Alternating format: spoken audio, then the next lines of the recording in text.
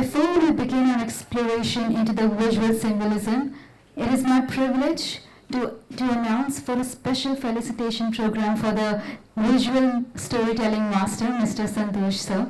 And in order to do the honors, may I please request Mr. Prithul Kumar sir, Joint Secretary Broadcasting, Ministry of Information and Broadcasting, and Manager Director, NFDC, to deliver his address.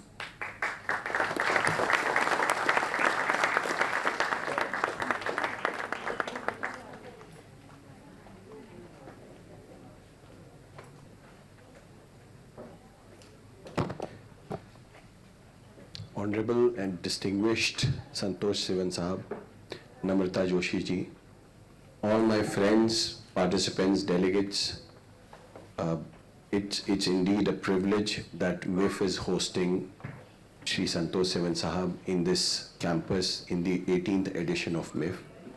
And to bestow honor to him would be a very little thing, but we are aware that he has recently received a very, very prestigious award and made all the Indians proud, that Pierre Agnic's Excellence in Cinematography Award in Cannes Film Festival, which is remarkable for all Indians.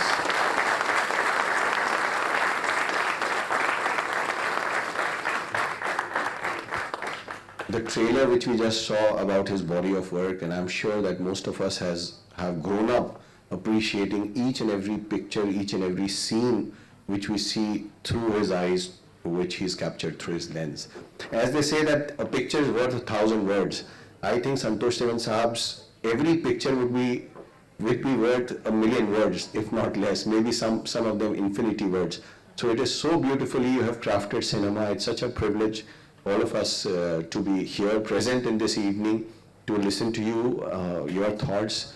And it is such a privilege that such an inspiring leader will be present with us today, and we will be able to delve into how and what are the things behind his personality which has made him into such an incredible cinematographer and such an incredible, eminent filmmaker.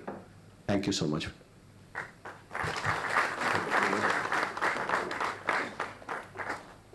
May I now please request Mr. Santosh sir to come on stage, and we shall felicitate this legend himself.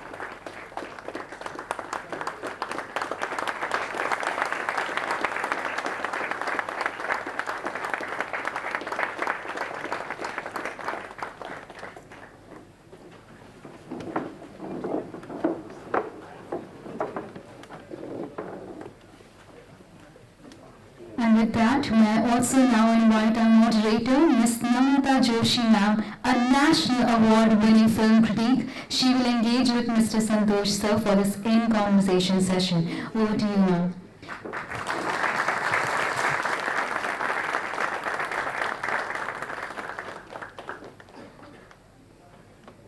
Before we let ma'am do her job, I would also like to felicitate her for being here, so thank you so much.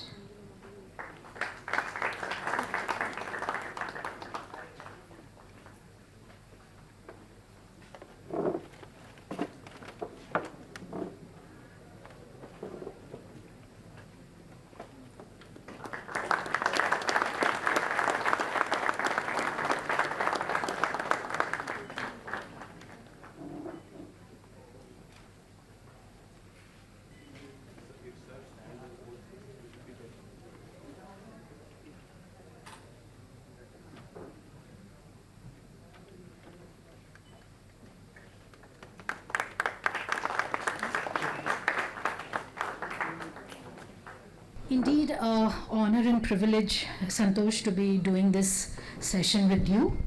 After seeing you win the Pierre Agnew Award in Cannes, a crowning glory for your career, which anyhow is like filled with gems and awards of all sorts. So really thankful for this. Thank you so much. And before I start, there's something about Santosh that I'd like to share. There's a very disarming simplicity about the legend that he is.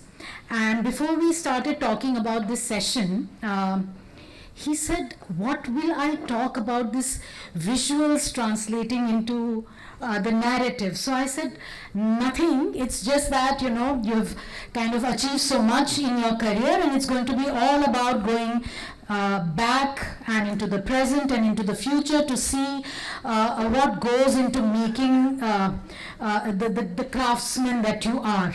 And I'm told that he's already conducted a couple of master classes outside before this session. So I'm going to keep it very straight and simple. And since we are looking at this great achievement of yours, I think I'll begin with a very linear narrative. We'll begin with the beginning. Do you remember your first memory of engaging with an image and your first memory of the instrument, which is the camera which has shaped your life? Actually, when I was very young, maybe about 8, 9 years old, I used to stay in, I was visiting my grandparents in my ancestral home. And there was a strange picture on the wall, black and white, little faded, but the eyes were looking at you. And whenever the door opened and closed, light would fall on it, it would look like it's alive. So it was scary, okay. And everywhere I went, it was looking at me. So I was very curious about this.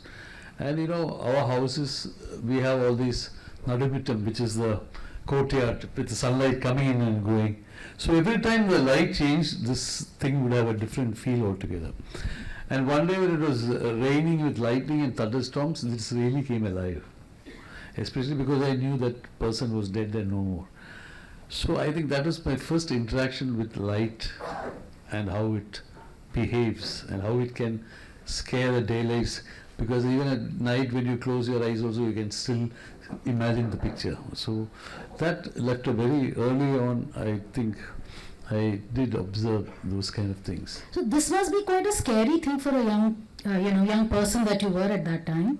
Yeah, it was scary, but it was also interesting because those houses which we stayed in the dark rooms only all the eatables would be there, and banana plants, planted in the sun. So there's no fridge, that time. But when you entered that, you would see all these beautiful shafts of light coming from holes. It will pick up the dust and their shafts.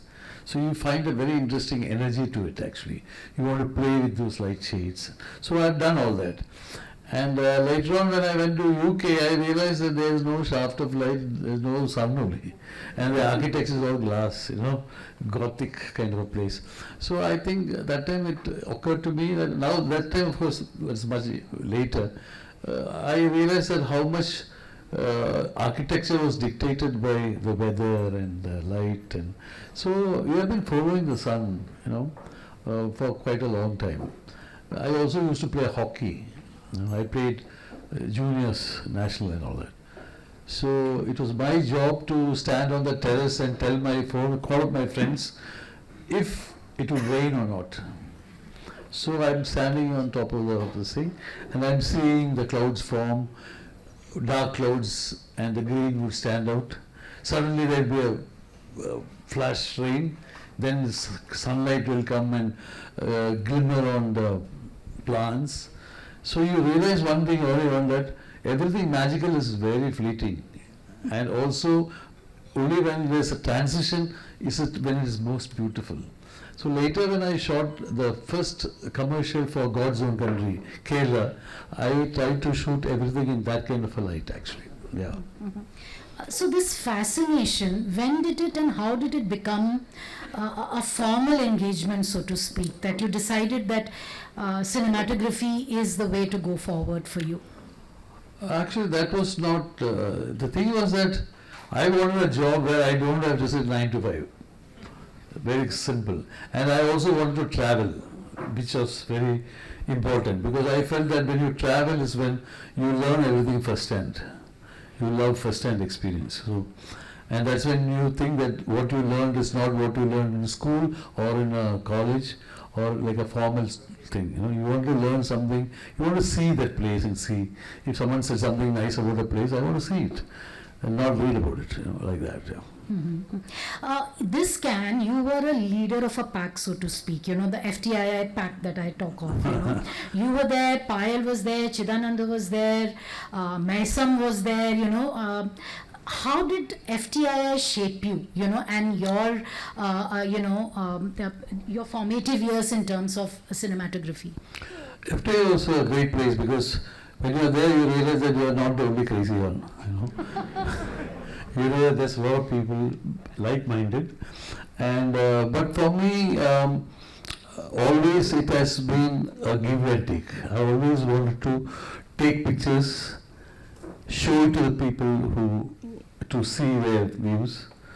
Unlike my wildlife cinematographer friend Alphonse, who does the wildlife, but you can't show the tiger and get an opinion about it, you know. So I think this feedback is very important for me. And also, from a very young age, I started making my own money, from the age of 16 or something, by shooting pictures and giving it to magazines, getting it publicized, shooting some wedding or something on Super 8 cameras. So I was I was aware of everything. Even when I was studying in the Film Institute, I saw that they're giving me a camera, film free, and then you're supposed to do some shooting. So I would take it to the park. Kamala Nehru Park is next door. So I would take pictures there, and then next day I would sell these prints to these people and make a lot of money. And All the secrets are coming out, huh? And travel to different places, which I later on used. Like I went to Madhya Pradesh, I went to so many places. I would get on a train and just go. And then and in fact later on I shot Ashoka and all in those locations. I went there again. So I think travel has been amazing actually. In terms of, you know, the medium, I assume that when you were getting trained at FTII, it was all analog, you know, and now you have digital coming in. And there are many people who are very passionate about film and not as, greatly inclined towards digital. How do you respond to the two mediums? I think both the medium are different. See, when I was young, I used to sketch. So my grandmother used to say, Santosh, your sketches are original, so we should save them and keep them safe. When my father taught me photography, because he was a very famous still photographer, he used to tell the original is a negative. Then later on, when the digital came, then the original became a copy, you know. So things are constantly changing. We have no ways of trying to change that. So technology will always change. Film, digital is like a very scientific, advanced kind of a thing. But film was miraculous chemistry, and the grains were alive, you know. It makes the image alive, I feel. Even though now you can artificially give grades to it. In fact, I don't advise people to follow it without testing. But now when I shoot on video, I push it to 3200 ASA, and so that I can get a little noise which is there somewhere.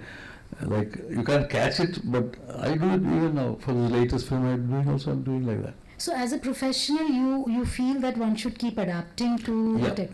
Because your sensibilities will remain the same. That is why you won't be replaced quickly. Because your sensibilities, what you have imbibed from your culture and all the craft and knowledge from there is what makes you actually, you know. So if you actually stick to that, then your film, what you shoot will resonate within. If you are going to be inspired by what you see on YouTube and Instagram, then you will be following the rest of the group, which is the same thing. So you will be only imitating, you won't be creating. So if you have to create, you have to follow your roots. Because you have to go like a tree, down and up. Both ways you have to grow. Yeah.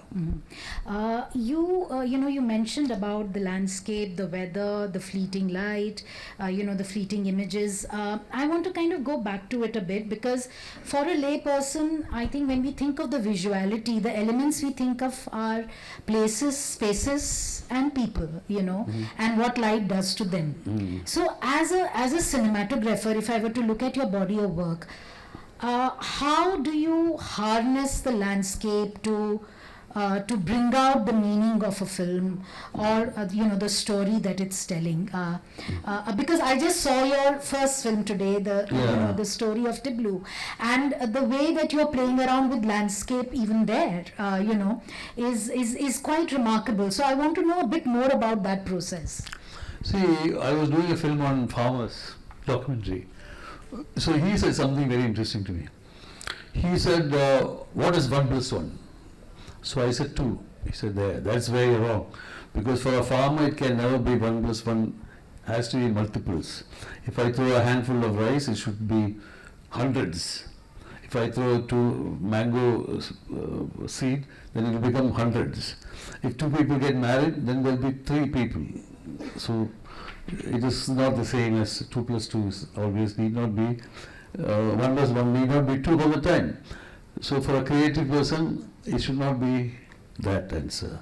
So you put yourself in there. So I used to think about that a lot actually. So I felt that if I am going to just shoot this landscape, then it merely becomes, I'm recording it. It's only 1 plus 1. So what is this third dimension I can bring it? What am I to this place? Supposing you seeing sunset or sunrise and I feel harmonious with it, I should also see myself watching this, So you have to find an answer for yourself, how you can make this and make this your image and not just recording it. So you try your best to interpret it your way, which I think most of the time resonates with the people. They realize that you have done something special to it. It is not a recording of this. So we don't want it to be a recording. So you always motivate yourself to create. That the best way to do it is that before you start doing something, you tell that you are dedicating this work to your mother who's no more, or father or someone. Then you will try to be very, very honest about your work, not just take anything that you have seen and do it again. You try to create something, and also if you take from something you have seen and put it again, then it's like stealing flowers and putting it in front of God. You have to grow this thing and then put it in front of God. So I think that effort has to be there, I feel. Then there is the landscape of faces, the contours of a face, the character in the face. What's your approach to human faces? Because again, I was suddenly thinking about it, the way you've kind of looked at all the faces in Story of Tiblu, because it's something that is immediately there in the head. But your approach to the human faces? I actually was very fascinated with the human face. In fact, I was doing a film called Pirindachan. It's a film that I got a national award for actually, for photography. So that time the director told me, the writer, who was a very famous writer, MT was then, he told me, Santosh, this is a chamber film. So there is no landscape and all this.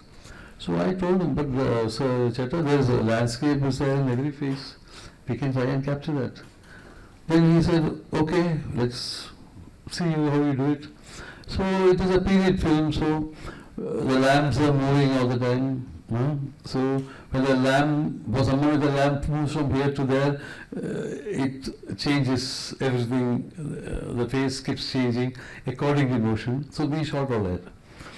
And in fact, later on, the writer Kamalavas wrote a review of it, telling it, praising it very much, and the film did very well actually. Then M.D. Jairam told me, you are right about that. You can treat it like a landscape. So I think everything is a landscape actually. The face, the human face, you have shot so many pretty people,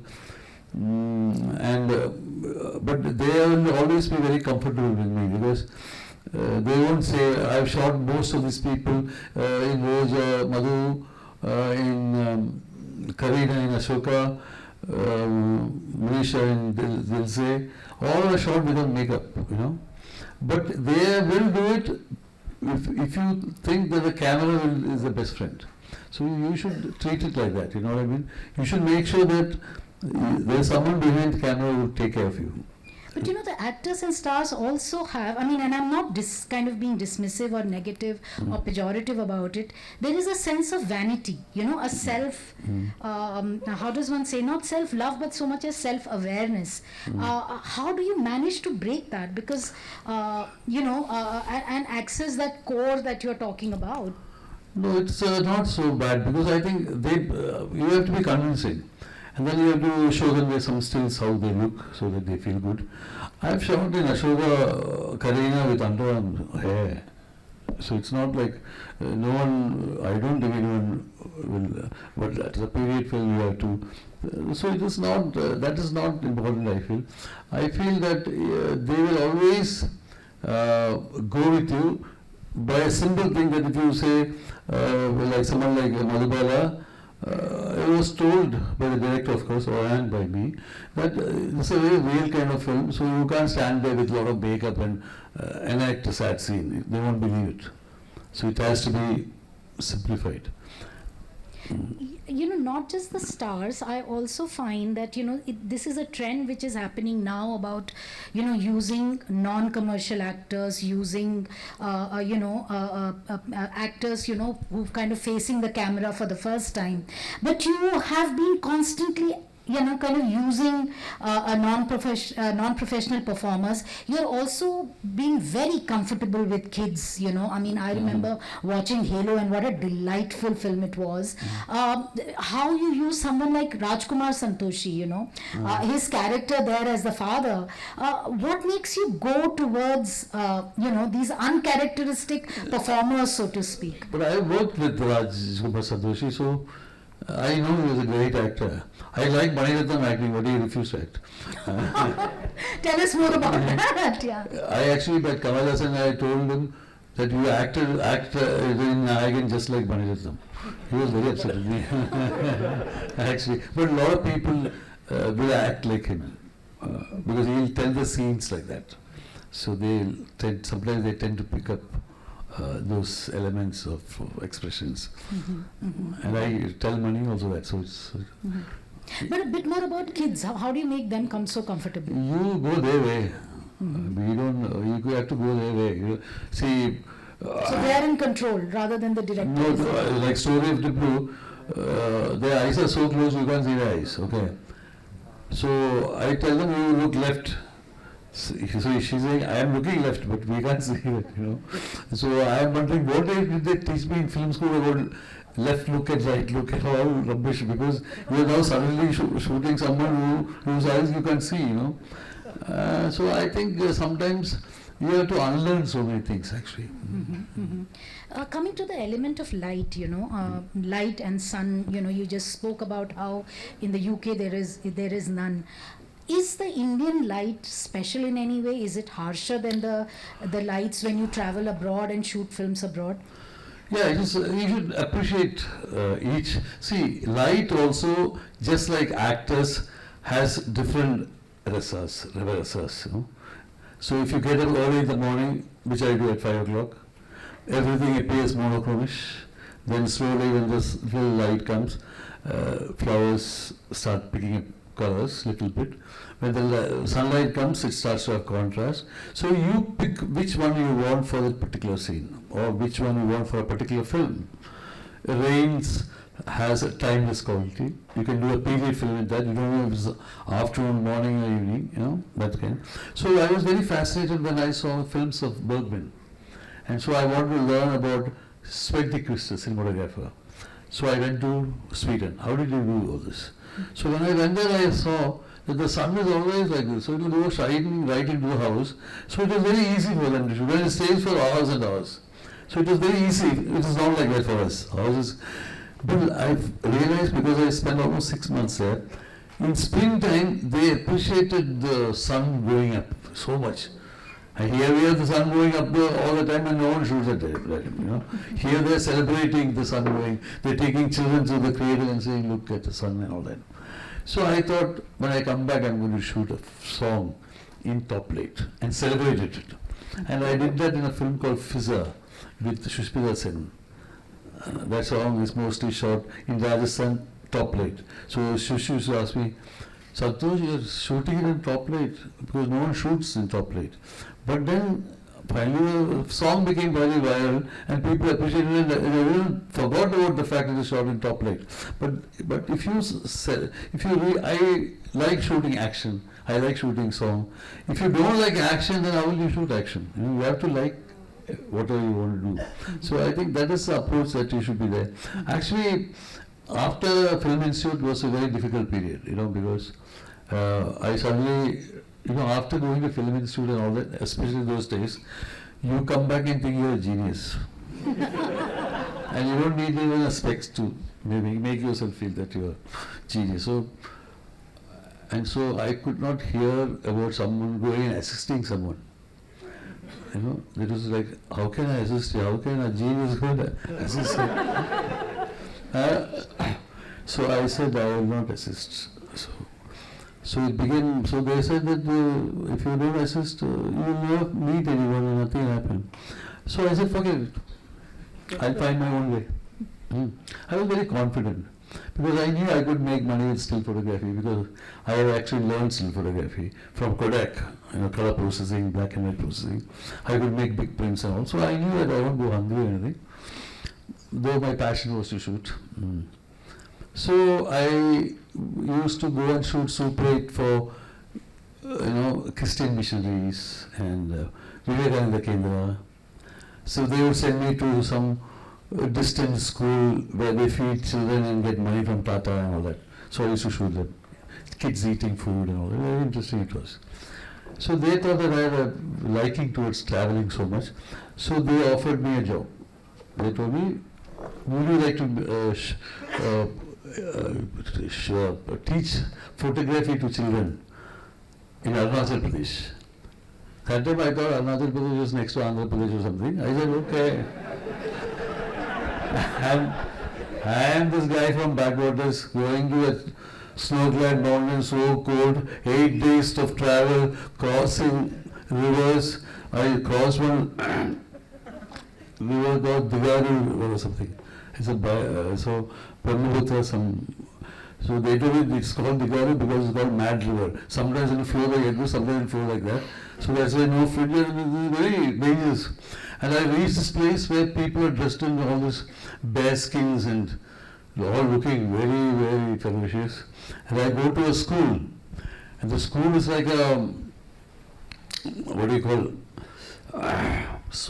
2-acre place, fully fenced, only tribal boys with swords. And in front of the school there is this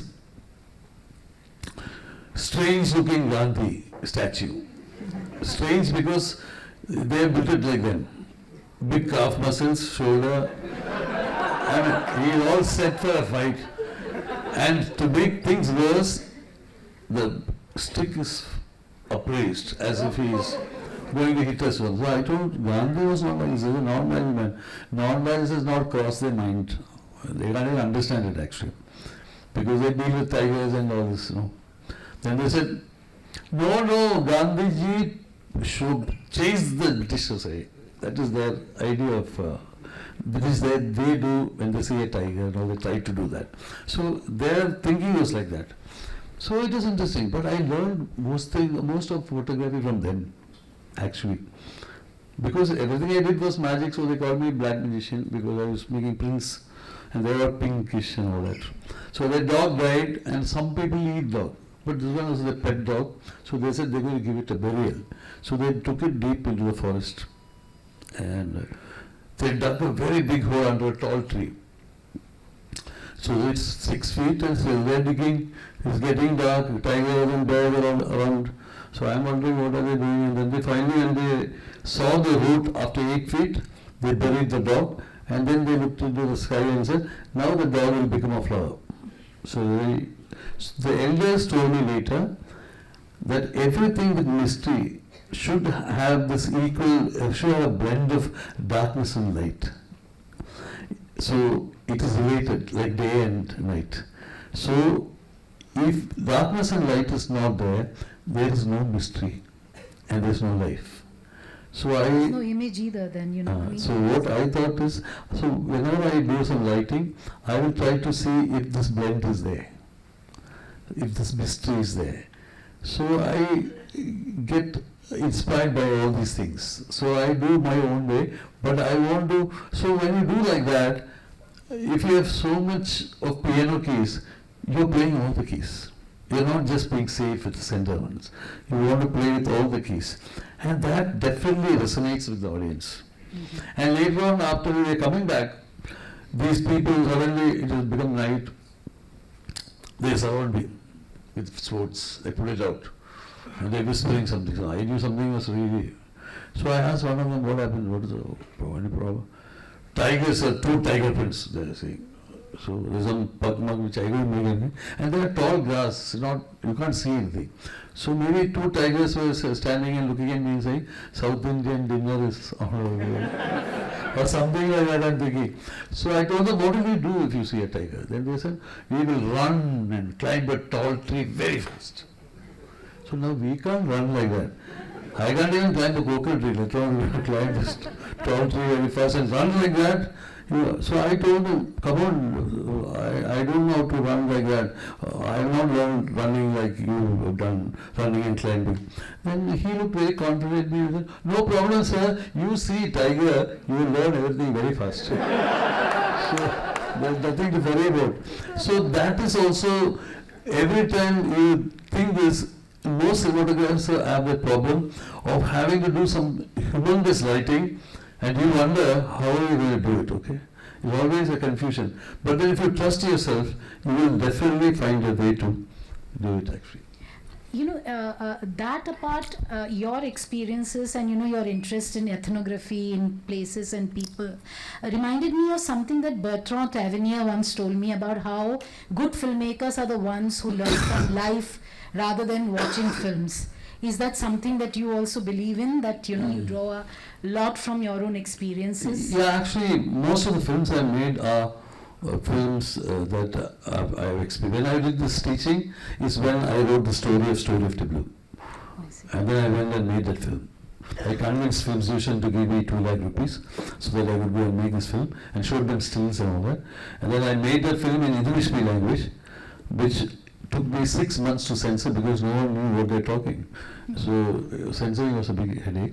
It was the most difficult time because they had not shot films before, so I had a lot of tough time. But I think it is good to have these kind of narrow margins, and that that is when you actually start creating more interestingly. Because nowadays, you know, I'm shooting films. I have everything. I have 4 or 5 cameras lying around. I have so many things. Whatever I want is there, which is not very interesting actually. Yeah. Coming to the nitty-gritty of it, you know, I mean, from my standpoint, somebody who's not making films but outside and watches it, cinematographer seems to be the one entity which is kind of, you know, who's kind of coordinating with multiple set of peoples. You know, you have the filmmaker's vision, you have the stars to deal with, you know, you have the, if there are action sequences, then you have the stunt cord, you know, to be looked into. Your relationship with the director is of prime importance. Tell me a bit about it, you know. How much do you intervene and how much do you just let the director's vision take precedence? I think with different directors it's different experience. Now, someone like Maniratnam, who I worked 6 films, we understand each other quite well. You will say something. I also told very drastic things to him. Mm-hmm. Tell us more about that. Like we were shooting this day, and he saw a music video of mine and he wanted to shoot a song there. Jia Jale, that song was shot in the same place I had done, same in Kerala only. So because I had said all that, he made that character a Malayali girl. And so they cast Simran. They shot 2 days. And then my face was like, so he said, what's wrong with you? So I said, he doesn't look, they look like brother and sister. And I showed a still. Then he changed and to Preeti Sanda. He changed. So then you get very scary, you know. I was with MF and he wrote some poetry or something, some 2-3 pages of it. But 2 people have to stand on the road and say. So I told him, Baba, how can you have such dialogues in the middle of the road, in Prague, in Hindi, Urdu, something? You don't like it? I said, it's not good, it's very poetic and 3-4 pages. Okay, then he tore out and threw it up in the sky and said, no dialogues in this. So you have to be very difficult. So you have lots of people who are problematic. And I saw Mr. Shaji Karun, cinematographer, director, Vanaprastham. Can tell us about working with someone who's a cinematographer, himself. He's basically a visual person, so when he talks, it's very difficult to grasp what he's talking. You might have noticed actually. He's very slow and very, he's a visual person, but it's very interesting to work with him. In fact, I just told him, when I was in Cannes, a lot of people asked me, like Bobby Beatty and all that, oh, where is Shaji and why is he not doing films and all that, asked me. So I said, I also asked him the same thing. Yeah. In fact, very recently also I asked him why he's not making films. I think we miss his kind of sensibility, which should be more and more actually. Art house cinema, commercial cinema, working in various languages, working in international films as well. Are there any divides or are there no differences when it comes to cinematography? No, it's very different. Okay, tell us more about that. Malayalam film, you have to be a little paced up, because of budget, of course. But there is a work and worship system in South. North, it is not so much there. In Bombay, you can always blame the traffic for something not starting. So you can't blame anyone. Okay, but it is not so. Nowadays, it's getting better. But it is not so. Hollywood, they are very sharp about. If they say 9 days, 8 days is a pack up at 6 o'clock, it will be like that. So they really do a lot of post work. And then they have all these lineups and all that, which is very interesting. That means the actors will come, and before they put makeup, they'll do the scene, you can do the correction, and by the time, and all the HODs will be watching everything, and when they go for makeup, you can take your focus marks and everything, and with stand-ins, light up, everything, and when they come, it just happens like that, without any. So the sound guy knows where they're going to go. All of them are equipped for that. So when I shot Before the Rains in English, I had very easygoing Malayalam actors and very professional English actors. Almost we are trying to do everything in 20 days. So we shot the film in 20 days. But because we worked with all these different kind of people, you understood them.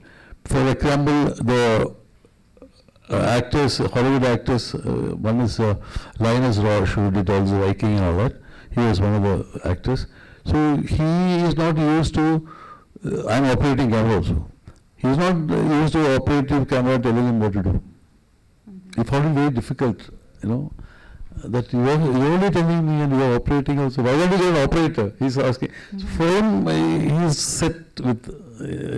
Whereas the other people are okay, because the Malayalam actors are very organic, and there are some of the finest actors like Tilakan and all those people are very organic and very good. They don't need a rehearsal also. But so everyone has their own different kind of thing actually. But is there any setup that you find yourself more comfortable in? I like shooting in Kerala because I always wanted to shoot Kerala. I like the waterways, I like the way it is. I can understand it much more, and I still feel that I have not explored enough of India, let alone why go abroad now. I still feel there's so much more to discover that I sometimes think one lifetime is not enough to finish off. You've shot with Harvey Keitel, right? Yeah. And you've shot with Amir, Shah Rukh, Mohanlal. Tell us a bit more about how the stars interact with you, and any favorites that you have Yeah, I have a favorite is Mohanlal, who is a friend of mine also for a very long time. Shah Rukh is also a very dear friend. And you're shooting his film as well, right? Which one? Mohanlal's. Mohanlal's film I shot already. It's finished. Still VFX is going on. Harvey Keitel, all totally mad people, very difficult. I know, not very easy to. Whereas Gabriel Byrne is very professional. This case is very eccentric, actually. One thing I've always thought about, the Indian cinematographers is that they do something which perhaps doesn't happen so often abroad, which is song and dance, choreography. Where, moving bodies, songs and, moving camera. How do you approach these sequences? And tell us a bit more about the iconic Chhaiya Chhaiya. Chhaiya Chhaiya was, actually we shot Iriver, where we made Mohanlal dance on a train. One shot. Okay. So that idea was in our heads for some time. Then me and Mani used to sit and wonder why should we do this? Because for everything, why is very important. When and how it can be solved out. And then, and we used to, Mani and me used to always spend a lot of time before the shoot. Like when Roja was happening, three of us, including everyone, he would compose something.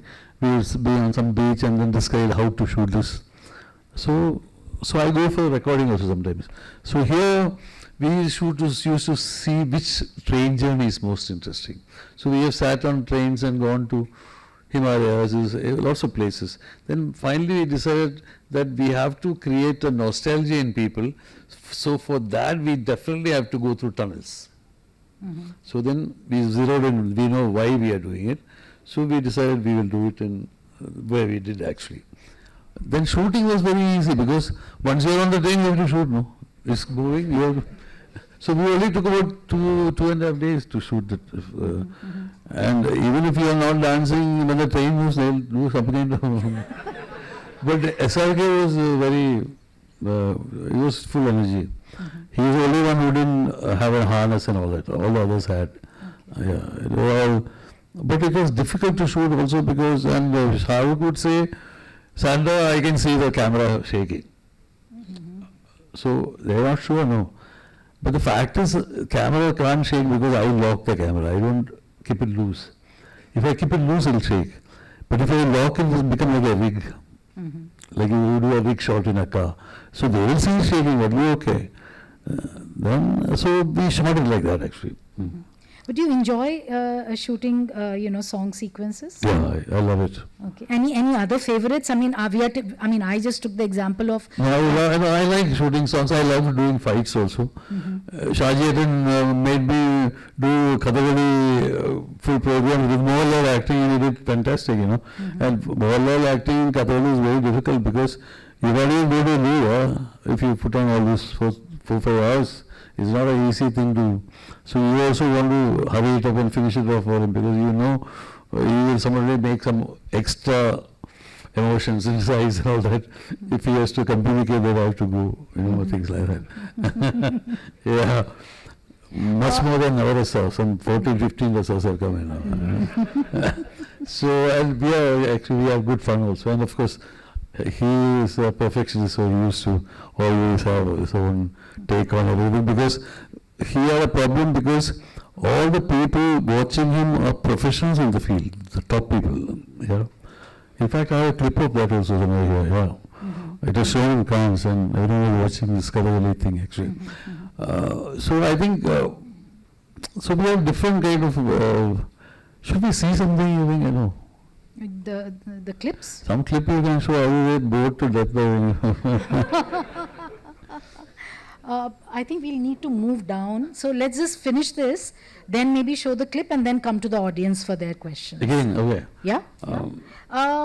Move to direction for you. I mean, was that always at the back of your mind or yeah, actually, my first film I shot was I directed. Then I got a lot of awards for IDP award and best film, best director and all that. I came here, Govind Nihani ji is the one who picked me up. And then a lot of people asked me, what is your next documentary film going to be? So I said, what are you talking about? I want to be a cinematographer. I don't want to do any film and all that. But all the films I've done have some connection to my childhood experience or something. Here is something that I did when I was shooting Rock.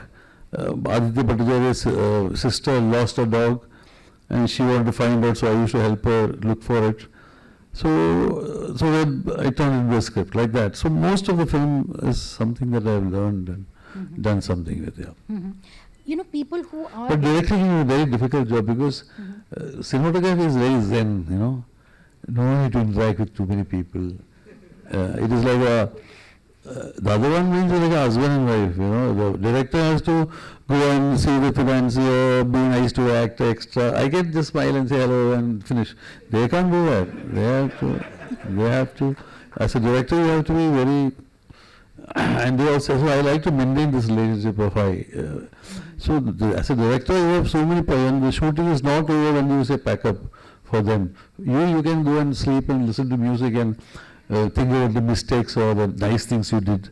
Whereas the other one has the next day to plan. It's a lot of stressful job, yeah. So you de-stress with cinematography and get stressed out with direction? No, but I do both because I don't like to fight with the cinematographer.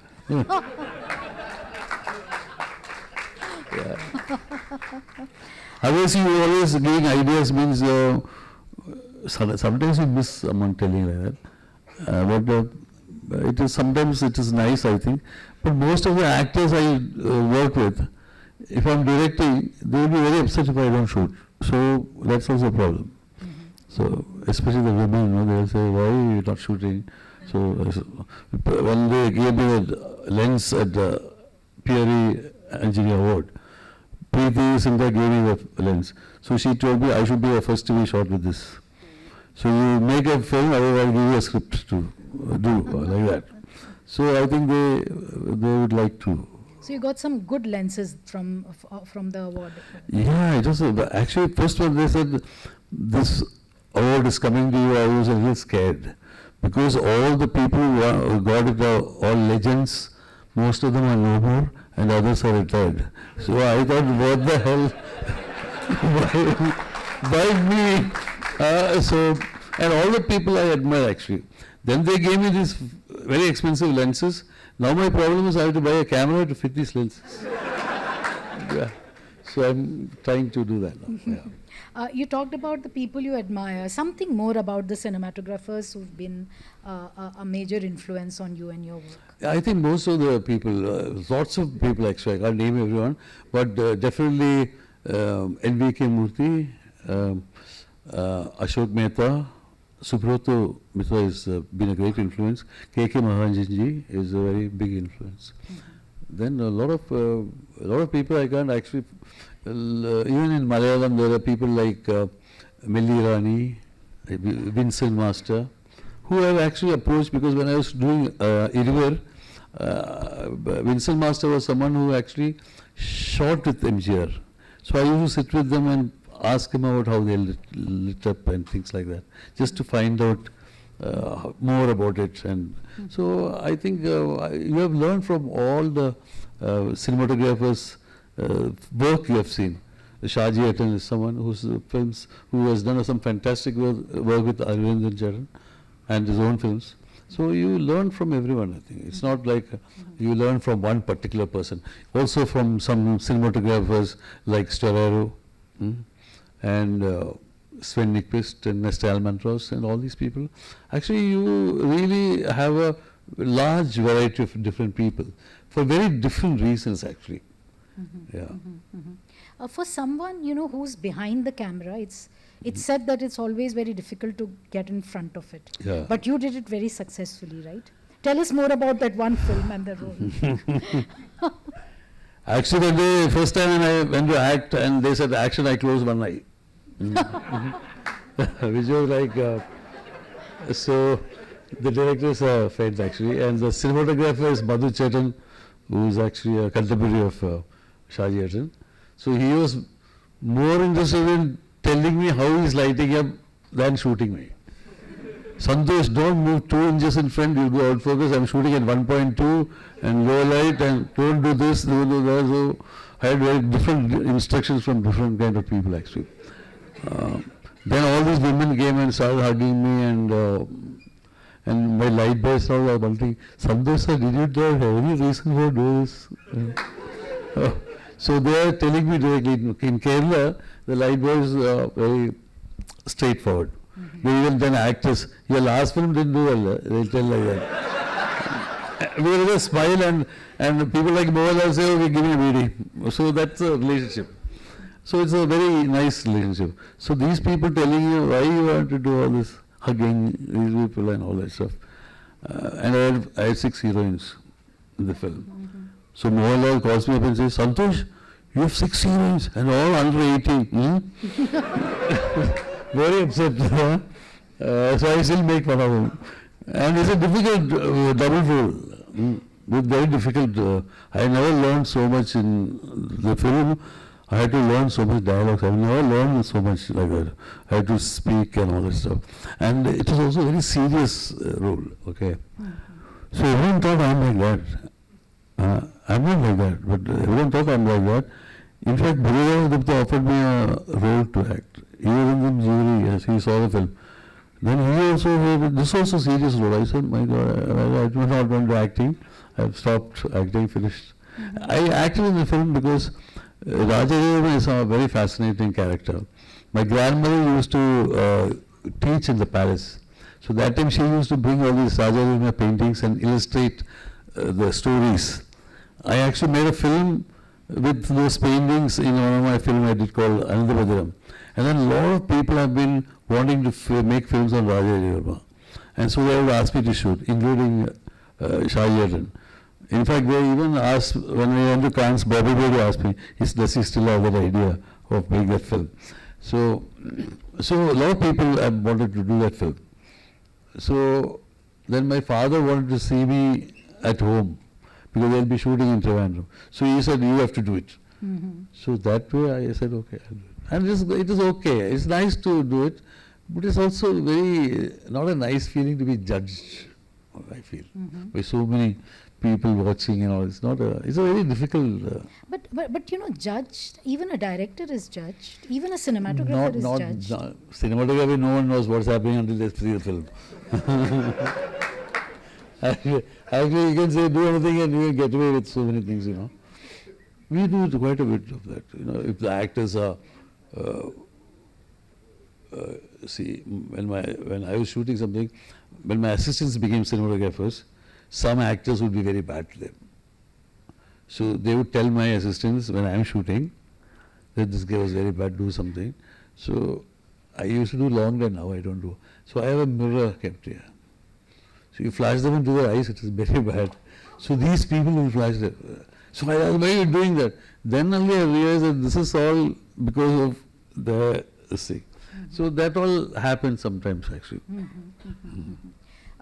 You know, you mentioned Mohanlal, and you've kind of, his directorial is what you've handled.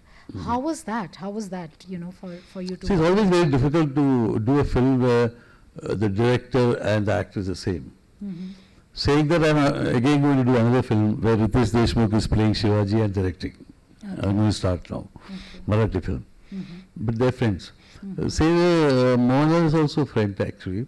But, and it is interesting, but for me it was a challenge, the film, because it's a 3D film. It's a 3D film. Okay. Yeah, so 3D film is, and they're shooting original 3D. Now the 3D problem is, it's a humongous camera. 2 cameras in one. And so normal things like a jib can't handle it. It just shakes, you know. And then it needs a lot of light. You have to shoot it minimum f8, f11. And you there put some candles there, you can hardly see after you. If you don't have enough light and depth of field, then you miss the experience. You can't shoot full open and do all that. You have to light. So it is a very difficult way to do, especially if your camera is moving all over, and because it's 3D, invariably the camera will come in front of here and they'll touch the lens and the 3D effect will come. By the time this big monster camera comes here, all the shadows of the lights are on their face. You know, so it's not easy. So I took it like a challenge. So I would not tell them we can't do this. I would always be nice to. I will always try to, because he has a very different way of seeing it. He doesn't see too many films, so he's not inspired by anything, and he doesn't want to know anything is complicated or not. That way is the same as Maniratnam. He is also not interested in your headaches. He'll shoot like this.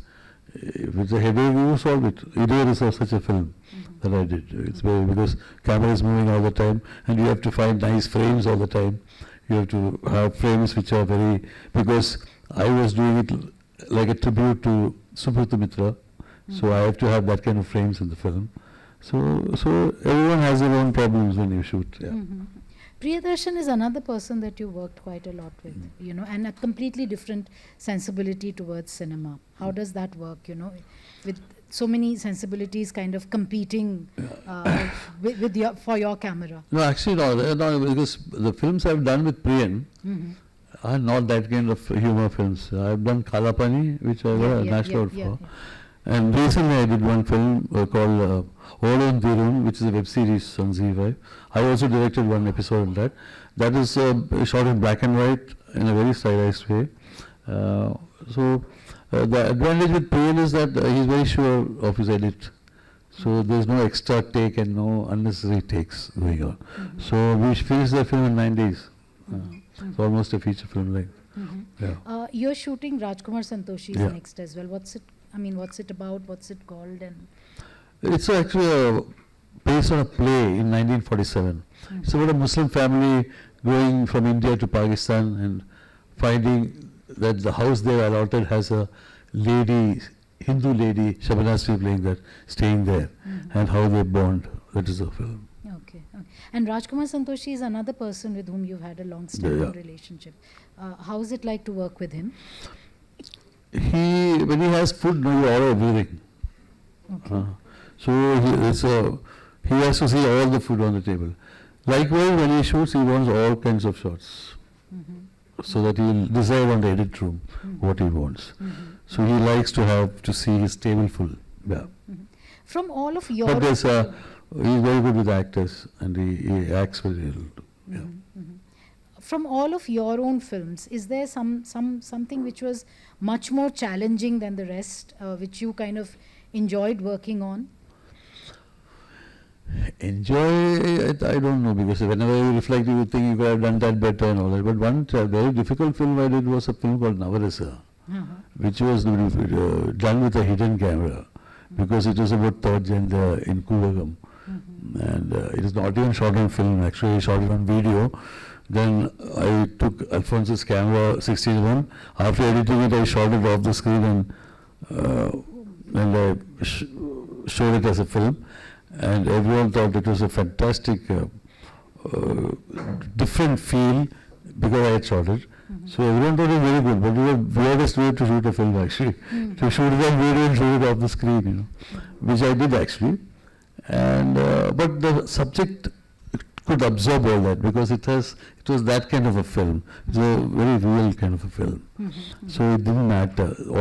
Sometimes all these mistakes is like grains in a film, no? They accept it like that. Yeah.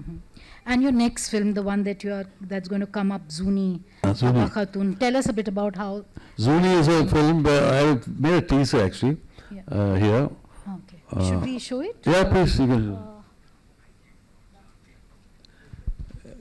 We'll talk about it after. Yeah. We can sit in. It can screen off. There's spears that are coming, so be careful.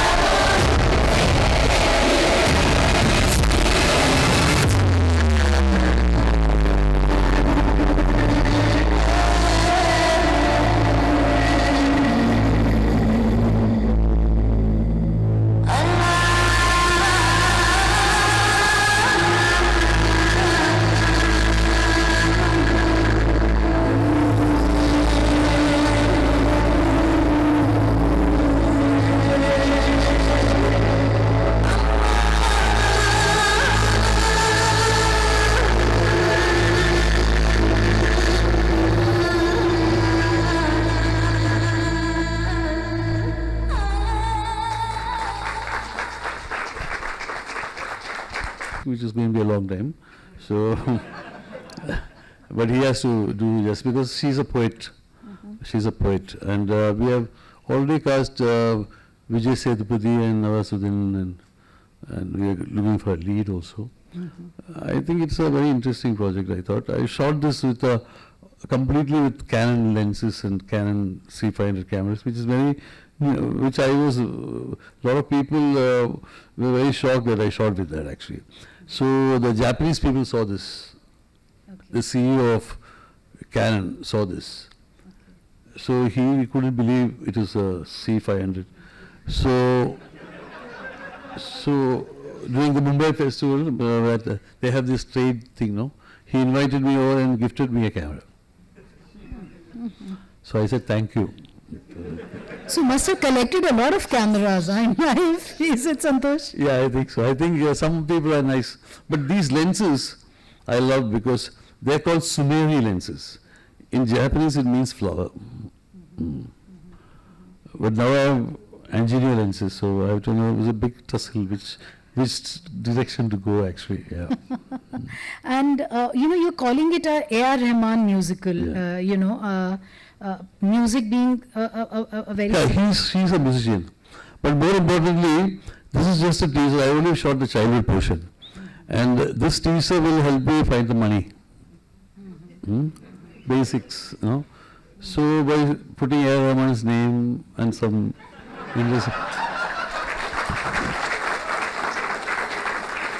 So a cinematographer and a director. But you'll be very shocked.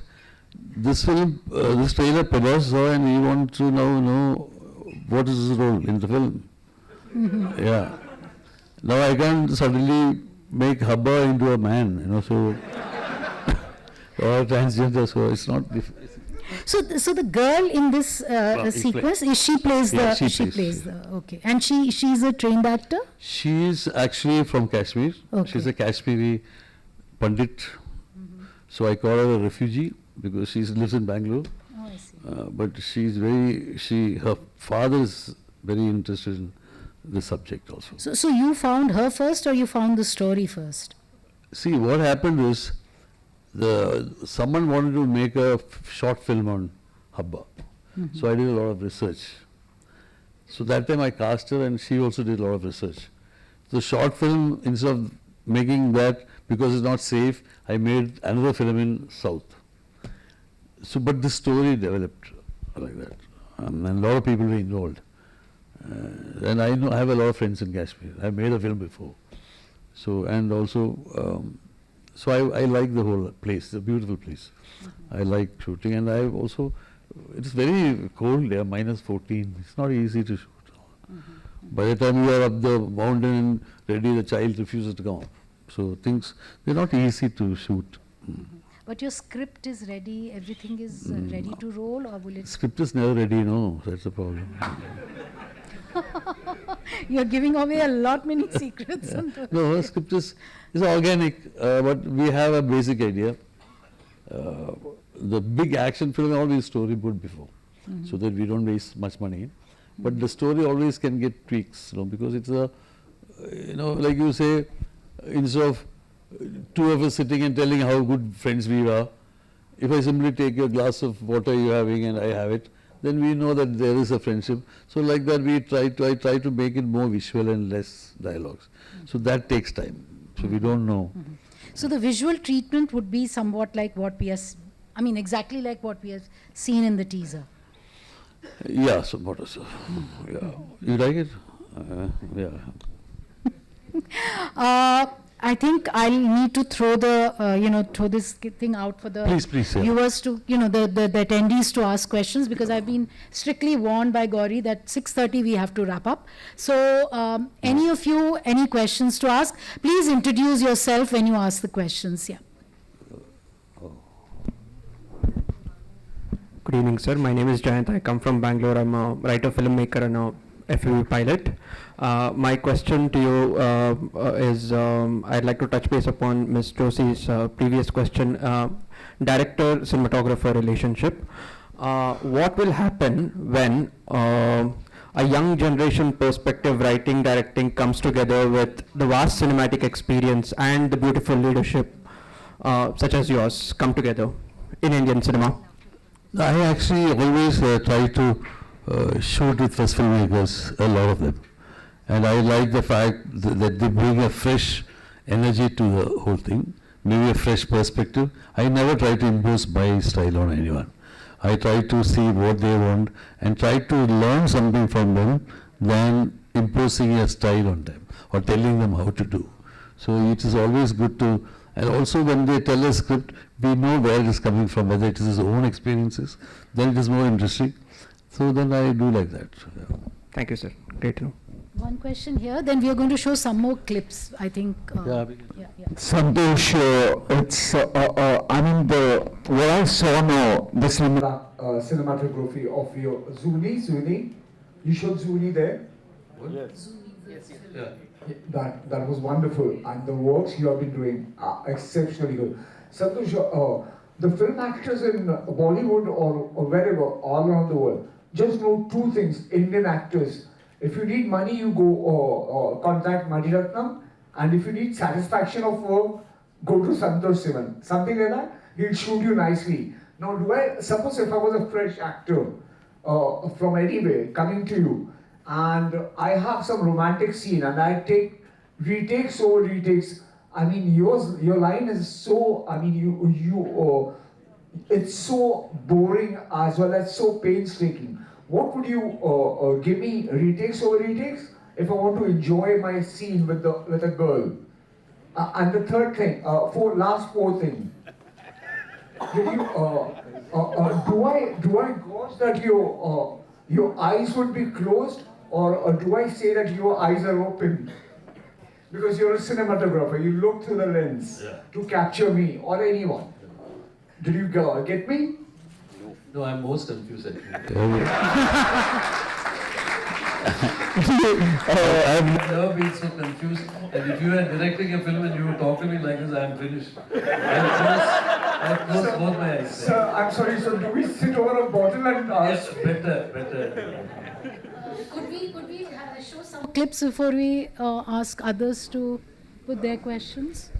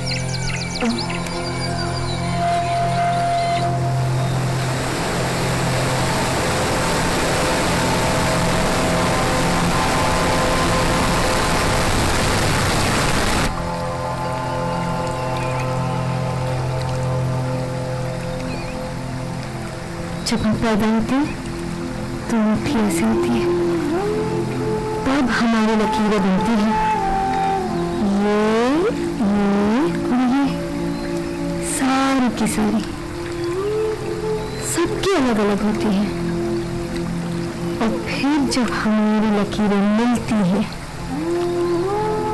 वो है हमारी तकदीर। देखा? और जीते जी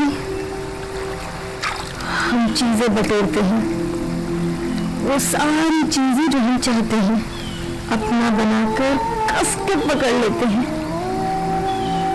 और जो दुनिया छोड़ देते हैं तो सब खत्म, हाथ खुले, कुछ नहीं रहता।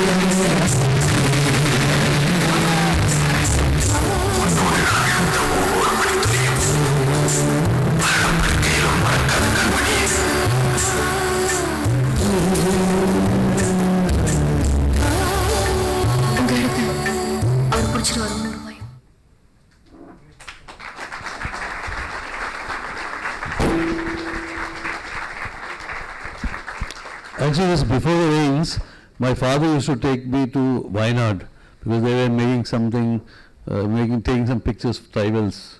So I used to ask Dad, who made these roads? So he said, the English people. So I said, where are they now? So they left. That's how this film, I wanted to make that. Because I thought it was very interesting because the road is totally in contrast to the forest. It also cuts the monkeys' traffic, everything. So same way these foreigners came and it was a complete culture clash with our people. So I liked the metaphor that dealt with it. So I had this Russian lady come here and write the story. So I used to take her everywhere and she wrote it. She's a professor. And then we did the film like that. In 20 days we shot the film actually. So that is Linus Roche. He was in that film called Viking and all that stuff. Very interesting actor. There's Jennifer L also. She's also a big actress. Any more questions? There's some behind as well. If the mic could go later that side. Yeah. Hello, hi sir. This is Semantic. I am a aspiring cinematographer and director.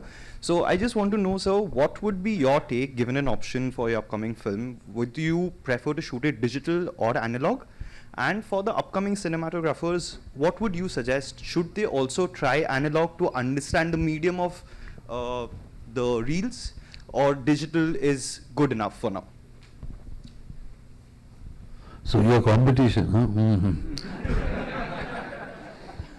So no, the idea is that, see, I always believe, if you point the finger at the moon, look at the moon, don't look at the finger, okay?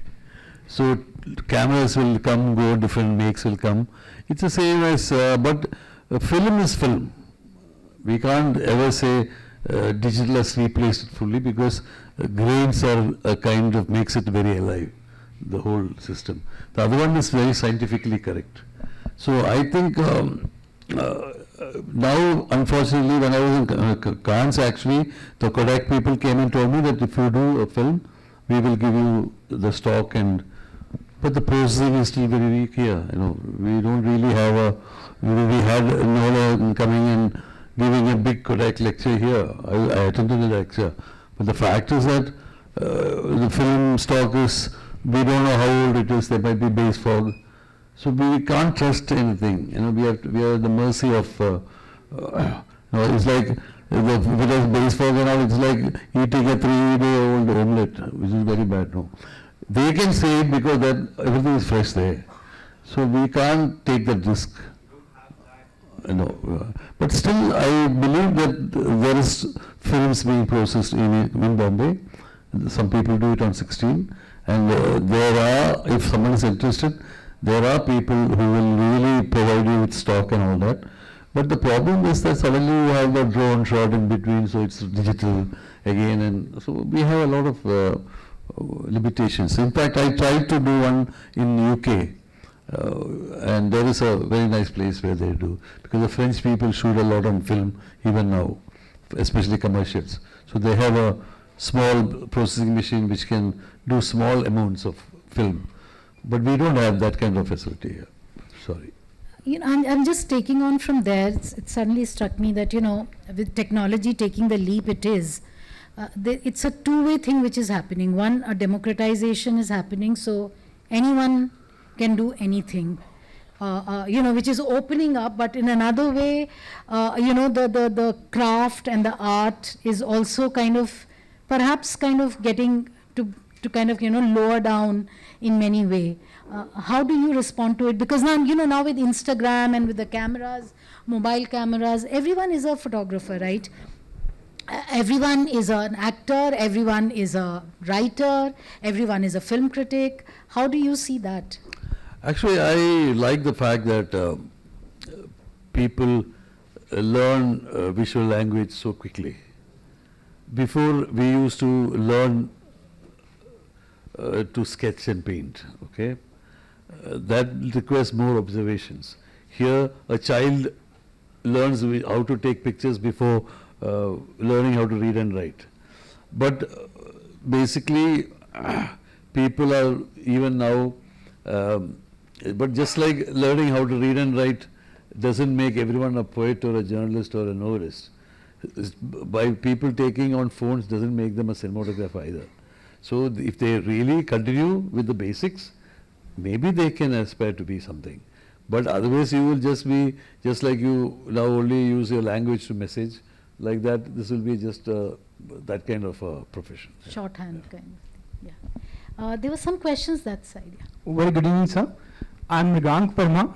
I'm a film editor, and I would like to ask that how do you see the role of editing involves in your cinematographic choices during the shoots, and how's your relation with the editor? I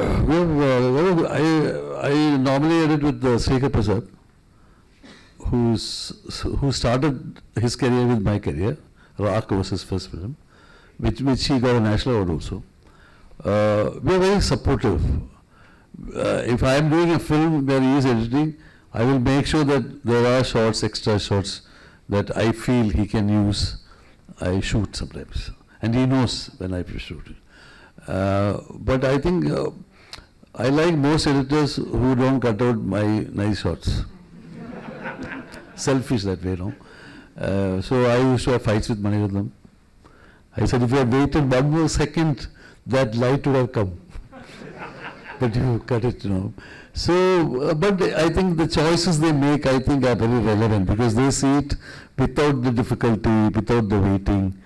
Now it's become very easy. Now if you want a moon in the frame, you can always VFX it. But we all used to wait for the moon to come, We never used to put VFX of a moon. But now it's very easy, so the waiting game is not there anymore. So I love the waiting game. The waiting of shooting on film and waiting for the rushes to come was a big high, which is no longer there. Because suddenly if you've done something extra, like in they'll say or anything, then they would be very shocked, oh, we didn't see this, like that, which is a nice thing to happen, especially if you've done something. Otherwise, all there, we are seeing it on the monitor. So I think, but the editor and the cinematographer has a very good relationship. Though I would say the relationship of a cinematographer and the costume designer and the production designer is much more than editing comes afterwards. We keep that in mind, but yeah. Thank you so much, sir. Yeah, here. Thanks to NFBC, we got to see Story of Tiblu this morning. I was longing to see that film. That reflected back so much. I mean, the number of mirror shots which you have done, which has come through for you, kind of your early days, your attraction for mirror, and the way you showed the blood on the tree, you know, when the bird got hit. Cut to Navrasa, the way you showed the blood on the skin. You know, so much of those similarities.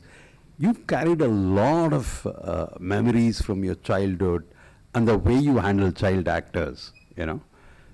Nothing has changed. Yeah, I've been older though. Anyway, that was 35 years back. Actually, I saw a film recently. Actually, it was a very interesting documentary I shot for a lady called Chitra Niyogi. So she had come to shoot something, and this nice man sitting here, Shaji Karan, actually recommended my name, and I got to shoot it. I was just out of the institute or something. And we shot it on a Bolex or some small camera. But this lady took so long that that film got over only some 2 or 3 years back. Yeah, it's very, very, she sent me the film. She's a professor, okay, very close to when I was all and all that. Chitra Niyogi, her name is. Then I was shocked because whatever I've shot later on is reflected in that. So sometimes you wonder, so a lot of things which I thought was very nice and all that, I've done all that in this documentary, which is very interesting. So many visuals that are, and that was a very interesting film because they were talking about all the cultures of Kerala. So I had a first-hand travel journey through all those cultures, which was very informative for me also. Like that, you know. Sometimes you feel that, okay, I've done this before, okay, and it's a surprise to you, actually. So this also must be a surprise, actually. The Tiblu girl today must be kind of 45, mother of 2 children. Yeah. Would you consider showing the film to her, going back to her Arunachal? Actually, when I after the film was over, I actually took the film to show them. So it's on top of a hill, and it's a battery operated projector. They put up a screen like that, and they kept wanting to see it again and again. And then I thought I made such a great film. Then I realized it's not that. Every time the wind blew, their faces changed, so they want to see that they thought there was some great VFX happening. So every time the face is becoming cartoonish, so they want to keep seeing it different times, you know. So it is not a great film that way, okay. Going by the character of Tiblu, I think she would be doing something far more radical in her life, you know, the way she was, than following the conventions. Actually, she was very good, and I think what I did was, I actually got 2 people from there and educated them here in Chennai. I see. Then I thought I was doing very good and all that. So I asked him, what will you do? He said, we'll cut all the trees and make buildings. So now it's changed the place. For your insights, it was lovely listening to you. As an independent filmmaker, I just want to understand, would it be easy to approach you if we want you to be a cinematographer on our film, like the younger generation? And what do you look into a project or a script if you take it up? When the students offer me some film, first thing I ask is, how much money you have? Unfortunately, all the experimental films don't have money, okay? And I have a very simple way of looking at things. I shoot big films. I charge a hell of a lot of money. And I blow up all the money in small films and lose it. So I don't want to be going to a producer and saying, please take part in my experiment and lose your money. So I'd rather spend my own money. So that is why I do big films. And I make sure I charge well. Yeah. One question there. Yeah. But I'll do your film. Good evening, Namrata ma'am. Good evening, Santosh sir. I'm Keshav Binoy Kiran. I'm an actor. And I have a very selfish question. Before that, I'm born in 2000. So in 2005, Ananda Badram, I saw it in the theater. And that was the first time it was like a new cinema to me, because from the mainstream Malayalam movies, I'm from Kerala myself. And I was very scared. It was a very scary film. But yes, to the question, as a cinematographer, as a director, is there anything that you would want to tell the actors not to do, or just something that annoys you, and which it could help me? I think don't come late for shoots. I think then you have good books, you know. See, all these actors, most of them come late. SRK comes late, of course, but he makes everyone feel very sad for him. That actually, I realized that he is doing a rehearsal for himself. He will come and tell you the most pathetic story that happened to him. That is why he is late.